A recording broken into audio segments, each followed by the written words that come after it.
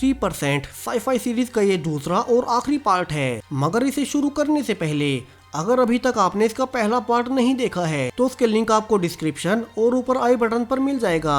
अब चलिए कहानी कंटिन्यू करते हैं। अब आखिरी टास्क के बाद इज़ेकियल अपने ऑफिस में जाता है जहां उसे एलिना मिलती है और उसे कहती है कि उसे उसके कमरे से एक बच्चे के फिंगरप्रिंट्स मिले हैं और ये फिंगरप्रिंट्स स्लम के ही एक बच्चे से मैच हो रहे हैं। अब इज़ेकियल ये सब देख काफी ही नर्वस हो जाता है और उसे पूछता है कि वो चाहती क्या है। यहाँ एलिना कहती है कि अगर इस साल का प्रोसेस कंप्लीट होने के बाद वो अपनी पोजीशन उसे दे दे तो वो काउंसिल के सामने उसके बारे में कुछ नहीं बताएगी। अब यहाँ से इज़ेकियल के पास कोई और रास्ता नहीं बचा था तो वो उसकी शर्त को मान लेता है कि साल का प्रोसेस खत्म होने पर वो अपनी पोस्ट उसे सौंप देगा। और अब यहाँ से इज़ेकियल की बैक स्टोरी दिखाई जाती है जब वो पहली बार इस प्रोसेस का हेड बना था और उसके साथ उसकी वाइफ जूली भी काउंसिल में एक एजेंट थी और हर प्रोसेस के टास्क में वो उसकी हेल्प भी करती रही, जहां दोनों ही काफी ही खुश थे और उनके पास वो सब कुछ था जो कि उन्हें चाहिए था। मगर जल्दी सब कुछ बदलने वाला था। एक दिन जब जूली एक पार्टिसिपेंट का इंटरव्यू कर रही थी तब उससे उन्हें उसके बेटे के बारे में पता चला जिसे कि वो पार्टिसिपेंट अपने घर छोड़ आई थी। और जूली ये सुनते ही उस लड़की को रिजेक्ट कर देती है जबकि वो लड़की काफी अच्छे से इंटरव्यू दे रही थी और उसे तो अप्रूव किया जाना चाहिए था। अब इसके बाद एजेंट्स इकट्ठा होते हैं जहां वे कहते हैं कि जूली ने उस लड़की को गलत रिजेक्ट किया है क्योंकि वो तो काफी अच्छा परफॉर्म कर रही थी। अब इज़ेकियल ये सुन जूली को इंटरव्यूअर की पोस्ट से हटा देता है और उसे अपनी पर्सनल असिस्टेंट के रूप में रख लेता है। वहीं जूली नाराज थी मगर इज़ेकियल उसे समझाता है कि अब उसे बड़ी पोस्ट पर आना चाहिए जहां से वो उसे अपना पर्सनल कंप्यूटर ऑपरेट करना सिखाता है और उसे सारे ही सीसीटीवी कैमरास का कंट्रोल भी दे देता है जो कि स्लम एरिया में लगे हुए थे। अब एक मिशन के दौरान एक एजेंट को रेबल ग्रुप का कोई मेंबर दिखाई देता है तो वो उसका पीछा स्लम में करने लगता है जिसे कि सीसीटीवी के जरिए इज़ेकियल और जूलिया देख रहे थे। और उसी के दौरान एजेंट गलती से एक दूसरे आदमी को मार देता है। यहाँ जूली उस बच्चे को देखती है जिसे वो आदमी पाल रहा था और ये देखकर शॉक हो जाती है। अब इज़ेकियल के जाने के बाद वो उसी वीडियो को लगातार रिपीट किए जा रही थी जहाँ वो उस बेचारे बच्चे को देख रही थी और यहाँ वो काफी रोती भी है। वहीं वो उस वीडियो के बाद से बिल्कुल बदल गई और एक दिन एक पार्टिसिपेंट को गुस्से में कुछ ज्यादा ही मार भी दिया। अब इज़ेकियल उसे अकेले में मिलता है और पूछता है कि वो इतनी परेशान क्यों रहती है, हालांकि वो उसे कुछ नहीं बताती। सो इज़ेकियल अब खुद से ही कंप्यूटर में चेक करता है और पाता है कि उस बच्चे वाले वीडियो को जूली ने 100 से ज्यादा बार देखा है। और वो जूली से कहता है कि वो प्रॉमिस करता है कि वो किसी को नहीं बताएगा मगर जूली को उसे सच्चाई बतानी चाहिए। यहाँ जूली रोने लगती है और उसे बताती है कि वीडियो में अकेला दिखाई दे रहा बच्चा उसका बेटा अगस्टो है और वो जब 20 साल की हुई थी तो उसे स्लम में ही छोड़कर प्रोसेस के लिए आ गई जहाँ से उसे ऑफशोर के लिए चुन लिया गया। तो वो वापस अपने बच्चे के लिए नहीं जा सकती थी और वो प्रोसेस में जाने से पहले अगस्टो को उसके कजन के पास देखभाल के लिए छोड़कर आई मगर उस दिन उसकी भी गोली लगने से मौत हो गई और अब उसका बेटा स्लम्स में अकेला है और काफी डरा हुआ है। इज़ेकियल यहाँ सरप्राइज था क्योंकि उसने ऑफशोर आने के बाद जूली से शादी की थी। अब एक चीज तो क्लियर थी कि जूली अपने बेटे से नहीं मिल सकती क्योंकि एक बार जो प्रोसेस को पास कर ऑफशोर पहुंच जाता है वो फिर वापस से स्लम में नहीं जा सकता और न ही वहाँ किसी से मिल ही सकता है। जहाँ से जूली अब परेशान रहने लगी और उसकी मानसिक हालत दिन ब दिन खराब होती गई जहाँ से आखिर में थककर एक दिन उसने खुद की जान ले ही ली। और उसकी मौत से अब सभी काफी हैरान थे क्योंकि उनकी पूरी हिस्ट्री में ऐसा पहली बार हुआ था जब ऑफशोर में किसी ने खुद की जान ली हो क्योंकि वहाँ तो उनके पास सब कुछ था। और उस दिन जब इज़ेकियल पुराने कपड़े और स्लम्स में गया था तब वो वहाँ अगस्टो से मिलने गया था जहाँ उसने उसे उसकी माँ के बारे में बताया और फिर धीरे धीरे इज़ेकियल अगस्टो की देखरेख करने लगा, ये जानते हुए भी कि अगर काउंसिल को इसके बारे में पता चला तो वे उसे ऑफशोर से निकाल देंगे। मगर अब अगस्टो के बारे में एलिना को पता चल चुका है तो उसे इस साल की प्रोसेस के बाद ये पोस्ट उसे देनी ही होगी सिर्फ खुद को बचाने के लिए। वहीं फैसिलिटी में अब मिशेल और रफाएल मिलते हैं जहां मिशेल के यहाँ आने का कारण उसका भाई था जो कि उससे पहले यहाँ प्रोसेस में आया था और यहाँ उसे इज़ेकियल ने मार दिया था, ऐसा मिशेल को पता चला है और इसीलिए वो रेबल ग्रुप के साथ मिलकर इस अनफेयर प्रोसेस को खत्म कर देना चाहती है। अब रफाएल और मिशेल दोनों ही फैसला करते हैं कि वे अगले राउंड में एक दूसरे की मदद करेंगे जिससे कि दोनों क्लियर हो सके क्योंकि वे दोनों एक ही रेबल ग्रुप के लिए काम कर रहे हैं। वहीं फर्नांडो दूर से उन्हें देख काफी परेशान था क्योंकि अब तक उसे मिशेल अच्छी लगने लगी थी। वहीं अब तक अगला राउंड आ चुका था जहां उन सबको अब अकेले अकेले एक रूम में जाना था जहां सरप्राइजिंगली उन्हें उनके पेरेंट्स मिलते हैं। यहाँ फर्नांडो को उसका पिता मिलता है जहां उसका पिता उससे कहता है कि वो उस पर काफी प्राउड है जो वो इतने राउंड्स क्लियर कर इतना आगे आ चुका है। मगर यहाँ से रिवील होता है कि इस राउंड में पार्टिसिपेंट्स को 2 ऑप्शन दिए गए हैं। एक, यहाँ से वे काफी सारा पैसा लेकर अपने पेरेंट्स के साथ वापस घर जा सकते हैं, या फिर दूसरा, वे इस पैसे को छोड़ दें और ऑफशोर में जाने के लिए आगे के राउंड्स में भाग लें बिना किसी पैसे के। अब फर्नांडो यहाँ पहला ऑप्शन लेना चाहता था और पैसे लेकर अपने पिता की मदद करना चाहता था, मगर उसके पिता उसे ऐसा करने से मना करते हैं क्योंकि ये पैसे मिलने के बाद भी वे रहेंगे तो स्लम्स में ही और वो हमेशा के लिए हैंडीकैप्ड ही रह जाएगा। जहां उसका पिता कहता है कि अगर उसने गेम छोड़ा तो वो कभी उससे बात नहीं करेगा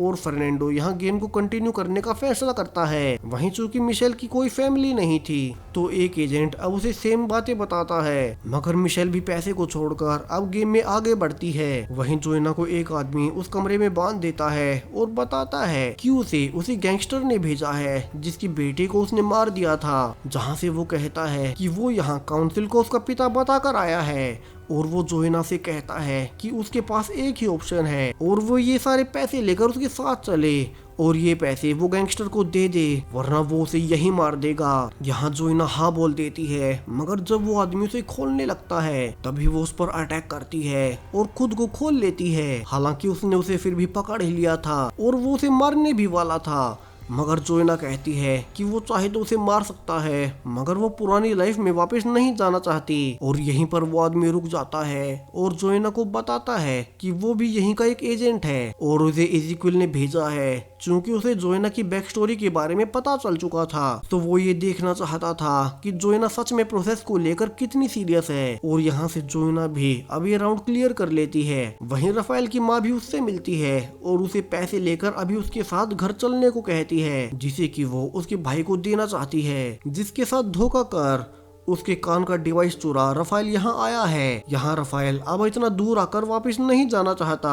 वहीं उसकी माँ उसे ब्लैकमेल करती है कि वो एजेंट्स को उसकी रियल आईडी के बारे में बता देगी, मगर राफेल उन्हें ऐसा करने से रुकता है और आखिर में वो अब राफेल को थप्पड़ मारकर वहाँ से चली जाती है। अब यहाँ ज्यादातर ने तो गेम में ही रहना चुना था, मगर कुछ ऐसे भी थे जो कि पैसे लेकर अपनी फैमिली के साथ फिर से पुरानी लाइफ में हमेशा के लिए लौट जाते हैं। वहीं इज़ेकिएल अब स्लम्स में अगस्टो से मिलता है जहां वो अब उससे मिलना जारी नहीं रख सकता, जिससे कि वे दोनों ही दुखी थे। वहीं अगस्टो से रोकने की भी कोशिश करता है मगर इज़ेकिएल से छोड़कर आ जाता है। वहीं अब अगले टास्क का टाइम आ चुका था जहां ये टास्क हर किसी के लिए अलग अलग डिजाइन किए गए थे जिनसे उनकी स्ट्रेंथ और वीकनेस के बारे में पता चले। यहाँ टास्क से पहले मिशेल और फर्नांडो मेकआउट करते हैं क्योंकि अब तक वे एक दूसरे से प्यार करने लगे थे। जहां मिशेल का टास्क स्टार्ट होता है जहां से एक कपल को उनकी 10 साल की बेटी जब वो 20 की हो जाए उसे प्रोसेस में भेजने को लेकर एग्री करवाना था। अब मिशेल को लगा कि ये तो काफी आसान है, मगर जब वो कपल से मिलती है तो पाती है कि ये ब्रूना के ही पेरेंट्स हैं। वहीं ब्रूना जिसे मिशेल ने खुद को बचाने के लिए मरवा दिया था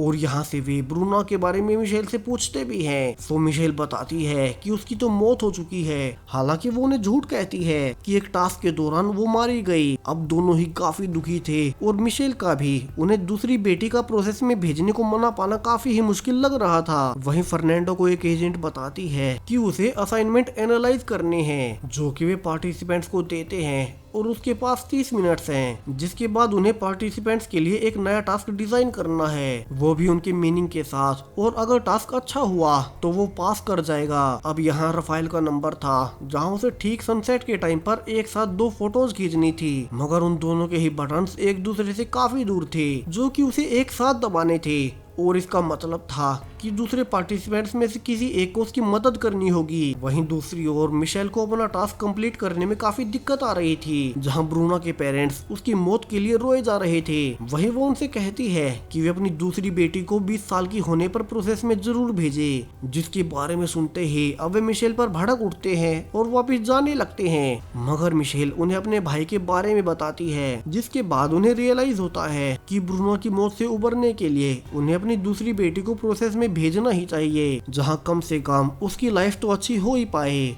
और मिशेल फाइनली इस राउंड को भी क्लियर कर लेती है। वहीं फर्नांडो को भी अब 30 मिनट कंप्लीट हो चुके थे, जहां वो एजेंट को कहता है कि उनका बनाया पिछला टास्क उतना इफेक्टिव नहीं था और अगर वे सही में पार्टिसिपेंट्स की इमोशनल कैपेबिलिटीज को टेस्ट करना चाहते हैं तो उन्हें बताया जाना चाहिए कि उनके फैमिली मेंबर्स मरने वाले हैं और इस तरह से पार्टिसिपेंट्स को कोई एक ही लाइफ चुननी होगी, एक रिच अच्छी लाइफ या वहीं स्लम वाली लाइफ मगर अपनी फैमिली के साथ। यहाँ एजेंट उसके इस यूनिक सजेशन से इम्प्रेस होती है और उसे पास कर देती है। वहीं दूसरी ओर रफाएल जोएना से उसके टास्क में मदद के लिए बोलता है, मगर अब चूंकि मैनेजमेंट को ऑलरेडी उसकी आइडेंटिटी के बारे में पता था तो वो उसे मना कर देती है। तो अब उसके पास आखिरी रास्ता फर्नांडो से मदद मांगना था, जहाँ फर्नांडो को रफाएल कभी पसंद नहीं रहा था। मगर रफाएल उसे कहता है कि अगर वो सच में मिशेल से प्यार करता है तो वो उसकी मदद करे और यहाँ वो फर्नांडो को सच बता भी देता है कि वो और मिशेल दोनों ही रेबल ग्रुप के मेंबर्स हैं और अगर वो ये टास्क पूरा न करने से बाहर हुआ तो वो एजेंट्स को मिशेल के बारे में बता देगा, जिससे कि वे उन दोनों को ही मार देंगे। अब फर्नांडो को उसकी बातों पर भरोसा नहीं था, मगर वो मिशेल की लाइफ पर खतरा नहीं पड़ने दे सकता। सो वो अब रफाएल की मदद करता है और इवनिंग में सेम टाइम पर एक साथ प्रोजेक्शन होते हैं और रफाएल भी ये राउंड क्लियर कर लेता है। वहीं दूसरी ओर मिशेल अपना टास्क क्लियर करने के बाद गुस्से में अपने रूम में आती है और अपने पेट के एक हिस्से को काटकर उसमें से एक कैप्सूल निकालती है, जहां फ्लैशबैक्स में दिखाया जाता है कि ये कैप्सूल रेबल ग्रुप की ओर से उसे मिला था, जिसमें कि पॉइजन है, ताकि अगर वो कभी पकड़ी जाए तो इसे खाकर अपनी जान दे दे और उनके ग्रुप के बारे में उन्हें कोई इन्फॉर्मेशन ना मिल पाए। अब इसे लेकर मिशेल पार्टी में जाती है जो कि 3% को वेलकम करने के लिए रखी गई थी, यानी कि जिन्होंने आखिरी टेस्ट को पास किया था वे ओवरऑल प्रोसेस को क्लियर कर चुके थे और अब उन्हें बस प्यूरिफिकेशन प्रोसेस से गुजरना था, जिसके बाद वे ऑफशोर जा सकते थे, जिससे कि अब सब काफी खुश भी थे क्योंकि वे ऑफशोर जा रहे थे, सिर्फ मिशेल को छोड़कर जो कि अपने भाई की मौत का बदला इज़ेक्युएल से लेना चाहती थी। वहीं अब फर्नांडो को पता चल चुका था कि मिशेल रेबल ग्रुप से मिली हुई है, सो वो उसे बात करने आगे बढ़ता है, मगर मिशेल उसे इग्नोर कर चली जाती है। यहाँ मिशेल इज़ेक्युएल के पास जाती है और कहती है कि उसने प्रोसेस को काफी अच्छे से कंप्लीट किया और उसे गले लगाने के बहाने वहीं कैप्सूल वाला जहर उसके गिलास में मिला देती है, जहां से वो अब दूर जाकर इंतजार करने लगती है कि कब इज़ेक्युएल उस ड्रिंक को पिएगा। मगर गलती से एक दूसरा एजेंट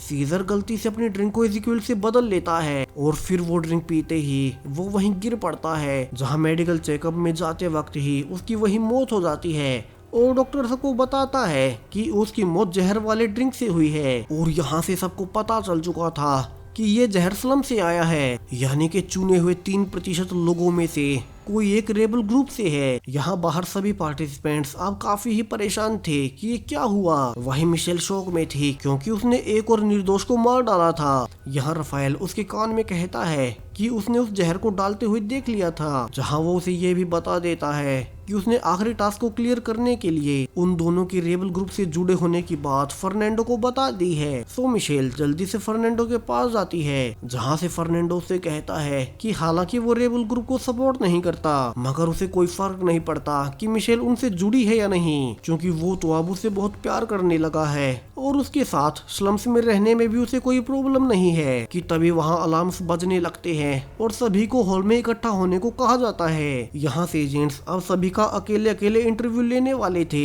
ये जानने के लिए कि उनमें से मर्डरर कौन है। यहाँ मिशेल डर जाती है क्योंकि उसके पास अभी वो खाली कैप्सूल था, जहाँ से वो अब उसे रफाएल को देती है। हालांकि रफाएल नहीं चाहता था कि वो इन सब में पड़े, मगर उसे हेल्प करनी ही थी, वरना मिशेल उसका नाम भी एजेंट्स को बता देगी। और तभी वहाँ 2 गार्ड्स गन के साथ आते हैं, जिन्हें देख रफाएल उस कैप्सूल को नीचे फेंकता है। अब वहाँ वे एक पार्टिसिपेंट को इंटरव्यू के लिए अंदर बुलाते हैं, जहां बाकी सब बाहर अपनी बारी का इंतजार कर रहे थे। वहीं अंदर काउंसिल में अब तक सब काफी ही गुस्सा थे कि एक एजेंट को उनकी ही फैसिलिटी में मार दिया गया। और यहाँ से वे इज़ेक्युएल को वार्निंग देते हैं कि अगर मर्डरर पकड़ा नहीं गया तो वे उसे इस पोस्ट से ही हटा देंगे। अब रफाएल के इंटरव्यू के दौरान वो काफी ही कॉन्फिडेंटली जवाब देता है और इज़ेक्विल उसे सस्पेक्ट की लिस्ट से बाहर कर देता है। वहीं ऐसा ही कुछ जोएना के साथ भी था और उसे भी मर्डर के सस्पेक्शन से आजाद कर दिया गया था। मगर फर्नांडो के वक्त वो काफी नर्वस हो जाता है क्योंकि उसे पता था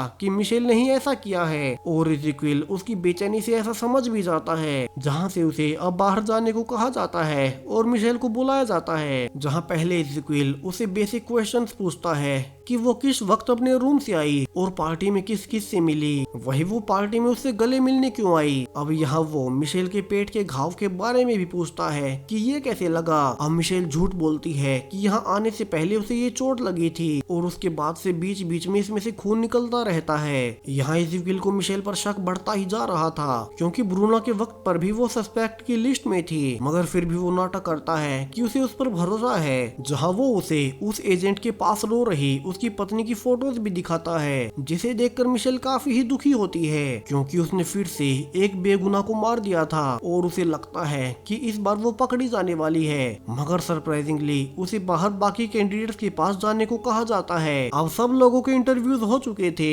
और मिशेल काफी ही नर्वस थी कि कहीं उसे उसके बारे में पता तो नहीं चल गया। वहीं इज़ेक्विल भी काउंसिल को बता देता है कि उसने मेन कल्प्रिट को ढूंढ लिया है और ठीक उसी वक्त अब कुछ गार्ड्स आकर एलिना को उस एजेंट्स को जहर देकर मारने के इल्जाम में गिरफ्तार कर लेते हैं, जहां सीसीटीवी कैमरास में दिखा था कि वो उस वक्त ड्रिंक्स के पास ही थी और उसका इज़ेक्विल को मारना भी जस्टिफाइड था, जिसके बाद उसे उसकी पोस्ट मिल सके। यहाँ काउंसिल इज़ेक्विल से और प्रूफ मांगती है, जहाँ उन्हें एक वीडियो मिलता है जिसमें रेबल ग्रुप का एक मेंबर एलिना को अपने साथ ही बताता है और उसके बाद काउंसिल अब एलिना को जेल में बंद करने का फैसला करती है। और यहाँ से हम जान पाते हैं कि जिस आदमी ने एलिना को अपने ग्रुप से बताया था दरअसल उसे इज़ेक्विल ने पकड़ रखा था और चूंकि इज़ेक्विल एलिना से छुटकारा पाना चाहता था तो उसने उस एजेंट की डेथ का फायदा उठाते हुए एलिना को ही उसमें फंसा दिया। वहीं सभी पार्टिसिपेंट्स अब काफी ही खुश थे कि वे सब इन सब से बच गए, जबकि मिशेल अभी तक सरप्राइज थी कि उसे क्यों नहीं पकड़ा गया क्योंकि उसे पता चल चुका था कि इज़ेक्विल अब सब कुछ जान चुका है।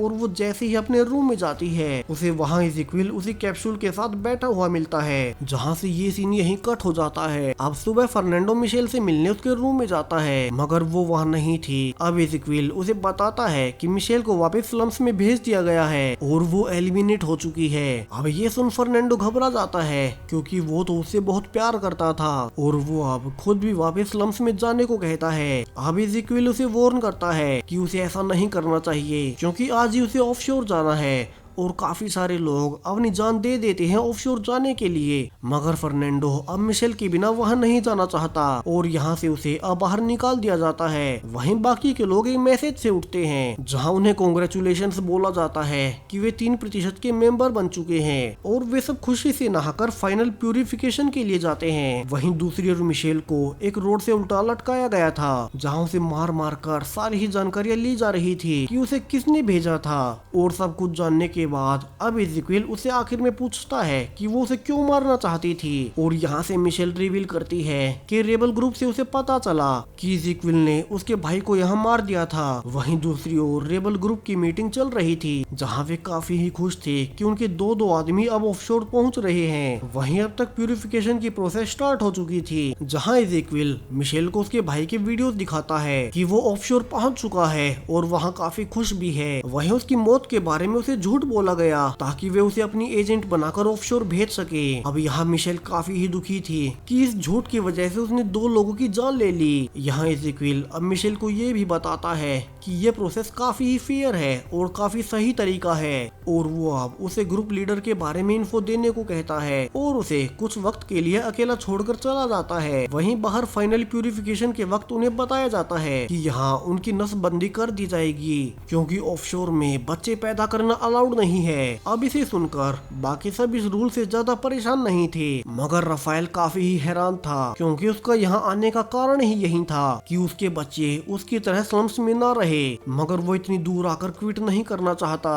तो वो भी अब फाइनल प्रोसेस पूरी करता है और बाकी सब के साथ इंजेक्शन लगवा ही लेता है। वहीं दूसरी ओर मिशेल अब इज़ेकिएल को ग्रुप लीडर के बारे में बता देती है, जहाँ से उन्हें पकड़ भी लिया जाता है। वहीं अब चूंकि इज़ेकिएल का काम पूरा हो चुका था, तो वो मिशेल को मार सकता था, क्योंकि उसने उनके एक एजेंट को मार दिया था। मगर वो ऐसा नहीं करता और उसे खुद से ही प्यूरिफिकेशन शॉट देकर ऑफशोर के लिए भेज देता है, क्योंकि उसे भी लगता है कि इन सब में मिशेल की कोई गलती नहीं थी, क्योंकि उसे तो झूठ बोला गया था। वहीं आखिर में जोएना बचती है, जहां इज़ेकिएल उसे लास्ट चॉइस देता है कि उसे उस आदमी को मारना होगा जिसके बेटे की उसने गलती से जान ली थी, और तभी उसे ऑफशोर आने दिया जाएगा। मगर जोएना से ये नहीं हो पाता और यहाँ वो इज़ेकिएल पर गुस्सा भी करती है कि वो कोई किलर नहीं है, जहाँ से अब जोएना को भी बाहर निकाल दिया जाता है। वहीं फर्नांडो तो बाहर पहले से मौजूद था, जहाँ वो उसे बताती है कि मिशेल तो ऑफशोर चली गई है, और फिर वे दोनों अब वापस से स्लम्स की ओर बढ़ने लगते हैं। वहीं आखिर में चुने हुए 3% को अब एक सबमरीन के जरिए ऑफशोर लाया जाता है, जिसके साथ अब ये पूरी ही सीरीज यहीं खत्म हो जाती है। अब ये सीरीज आपको कैसी लगी